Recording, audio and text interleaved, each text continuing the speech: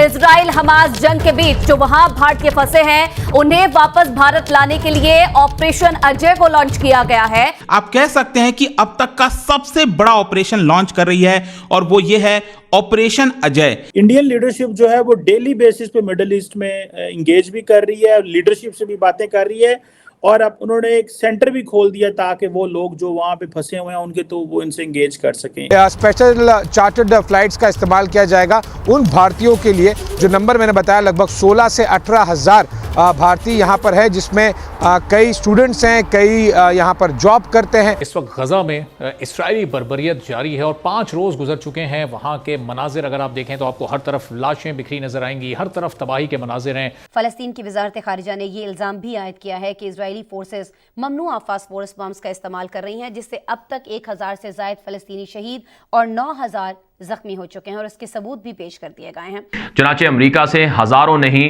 हजारों की तादाद में जो यहूदी हैं, ईसाई हैं, उन्हें जहाज़ों में भर भर कर इसराइल लाया जा रहा है ताकि वो मुसलमानों से जंग करें, लड़ाइयाँ करें।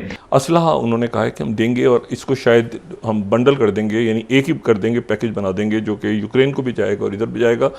प्रेसिडेंट ज़ेलेंस्की जो हैं वो नेटो की समिट में गए हैं, वो बता रहे हैं कि भाई ये, लेकिन अब तवज्जो सारी यूरोप से चली गई है मिडिल ईस्ट की तरफ। 84 मुल्क एक साइड पे हैं और सारे जो कंट्री में जिनकी बात कर रहा हूं वो कोई कांगो नहीं है, वो दुनिया की वर्ल्ड पावर है, जिनके पास टेक्नोलॉजी, जिनके पास पैसे हैं।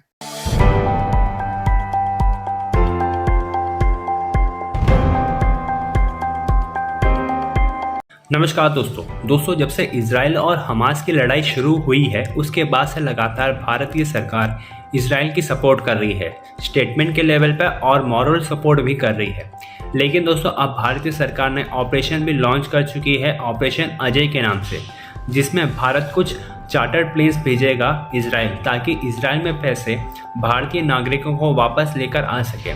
क्योंकि दोस्तों अब इजराइल और हमास की लड़ाई दिन ब दिन बड़ी होती जाएगी, क्योंकि अब हमास के साथ साथ हिजबुल्लाह भी और अन्य आतंकी संगठन भी इस लड़ाई में कूद गई है और अब इजराइल के ऊपर अटैक भी कर रहे हैं और इसके साथ साथ यूएस भी अब इस लड़ाई में इजराइल के साथ दे रहा है।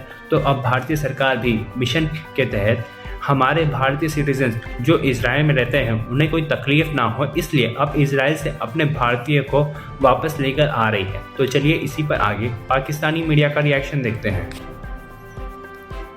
पाकिस्तान ने सिर्फ 7 अक्टूबर को एक छोटी सी 4 लाइनों की प्रेस रिलीज जारी की, उसके बाद एक लफ्ज नहीं बोला। दूसरा तार साहब, इंडियन लीडरशिप जो है वो डेली बेसिस पे मिडिल ईस्ट में इंगेज भी कर रही है, लीडरशिप से भी बातें कर रही है और अब उन्होंने एक सेंटर भी खोल दिया ताकि वो लोग जो वहाँ पे फंसे हुए हैं उनके तो वो इनसे इंगेज कर सकें। एक बात तार साहब, इजिप्ट ने अपने दरवाजे बंद कर दिए हैं मुसलमानों के लिए, गजा के मुसलमानों के लिए, और ये फिर मगरब ही अच्छा है, यूरोप और अमेरिका अच्छा है जो दरवाजे खोल देता है जब भी लड़ाइयाँ होती हैं और कहता है आ जाओ।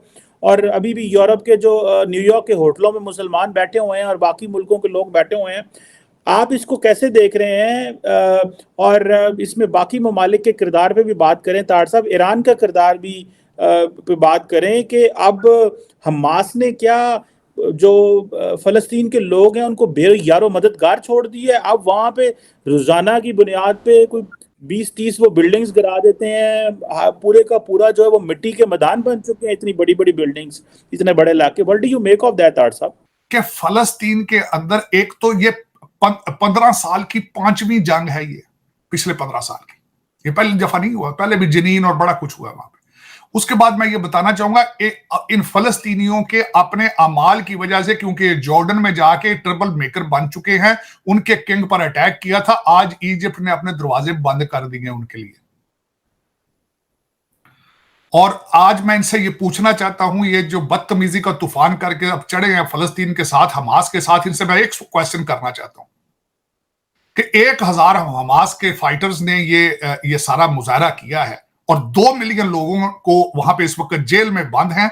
इजराइल उनके स्टारवेशन को, क्योंकि उनका वो पानी, बिजली, खाना पीना सारा उन्होंने बंद कर दिया है, आज उन्होंने उनको स्टारवेशन यूज कर रहे हैं एज ए वारफेयर। मेरा ये क्वेश्चन इन सब से ये है, बेवकूफ ये जो सारे बैठे हैं जो जिहाद करते हैं, जिनको इनका मुर्शद कहता था ये सियासत नहीं जिहाद है, मेरे एक क्वेश्चन का ये जवाब दे दो कि तुम्हारा प्लान बी क्या था? ये 2 मिलियन लोग कहां जाएंगे ये गाजा के? और इस वक्त मैं इनकी इतला के लिए अर्ज करना चाहता हूं कि 84 मुल्क हैं इस वक्त जो इजराइल के पीछे खड़े हैं। 84 मुल्क हैं जो अपनी सपोर्ट का ऐलान कर चुके हैं, और जंग अभी भी जारी है वहां पे, जंग अभी भी जारी है। अभी भी इनके जो मोटरसाइकिलों पे चढ़ के गए थे वो घरों में घुसे हुए और वो ऑपरेशन कर रहे हैं उनके खिलाफ। इसका रिटेलिएशन करने का इनके पास कोई प्लान था? इनके पास कोई एवैक्यूएशन का प्लान था कि सिविलियन कहां से, औरतें कहां से निकलेंगी, बच्चे कहां जाएंगे? ये इनके पास कोई था इस चीज का एवैक्यूएशन का प्लान? ये वही बिल्कुल इनको ना पता है। जिस तरह वो इनका एक मुर्शद था, वो पहले कहता था इनको यहां पे टेररिस्ट को जेलों से छोड़ो, फिर इनको यहां लाके आबाद करो, और वो बैठे अफगान महाजरीन हर चौक में बम मारते रोजाना जाके। कोई ना शर्म है, ना लिहाज है, ना कोई अकल है, ना कोई शक्ल, ना सोचना कि हम जा कहां रहा है। जियो इकोनॉमिक्स का दौर है। और आज मैं एक और मजे की बात, अभी तक ये सर्टिफाई नहीं हुआ चीमा साहब, लेकिन यहां वॉशिंगटन डीसी में खबर चल रही है कि बम क्यों नहीं रुके। जो इनका डूम सिस्टम था, डूम, कहते हैं they were American made, left in Afghanistan, और क्योंकि उनके पास कैश मौजूद नहीं है उन्होंने बेचे हैं, और वो वाया ईरान या दूसरे वो सीरिया पहुंचे और सीरिया से यहां पहुंचे, और उनका सिस्टम जो था वो अमेरिकन उसको बम्स को जो it was not prepared to attack, उसको कंफ्यूज था सिस्टम के इट्स अ फ्रेंडली थिंग आ रही। लेकिन उसमें मैं ये समझ ये रहा हूं बात कि आने 84 मुल्क एक साइड पे हैं, और सारे जो कंट्री में जिनकी बात कर रहा हूं वो कोई कांगो नहीं है, वो दुनिया की वर्ल्ड पावर है, जिनके पास टेक्नोलॉजी, जिनके पास पैसे हैं। और दूसरा, आज वाशिंगटन डीसी में ये भी बात एक हो रही है कि either they are fighting the proxy of Iran, China and Russia. नाज़रीन, इजराइल ने फ़लस्तीन पर फ़ज़ाई हमलों का सिलसिला 5वें रोज़ भी जारी रखा। दिन रात होने वाली बमबारी से, जैसे कि आप कुछ चीज़ें देख भी रहे होंगे, सोशल मीडिया पर भी हैं, मुख्तलिफ टीवी चैनल्स पर भी हैं, अखबारात भी भरे पड़े हैं, लेकिन ये जो बमबारी की जा रही है इसमें अर-रमाल का इलाका मुकम्मल तौर पर मलबे का ढेर बन चुका है। सिहानी फ़ौज की जानिब से गाज़ा के इलाकों पर हज़ारों टन बारूद गिराया जा चुका है। फ़लस्तीन की वज़ारत ख़ारिजा ने यह इल्ज़ाम भी आयद किया है कि इजरायली फोर्सेस ममनुआ फास्फोरस बम्स का इस्तेमाल कर रही हैं, जिससे अब तक 1000 से ज़ायद फ़लस्तीनी शहीद और 9000 ज़ख्मी हो चुके हैं, और इसके सबूत भी पेश कर दिए गए हैं। नाज़रीन, इजरायली फ़ौज रिहायशी इमारतों, मसाजिद, फैक्ट्रियों और एम्बुलेंसेस को भी निशाना बना रही है, और उसके बाद जंग का दायरा कार लेबनान के बाद अब शाम तक जा पहुँचा है, जहाँ से इजरायली फोर्सेस को निशाना बनाया जा रहा है।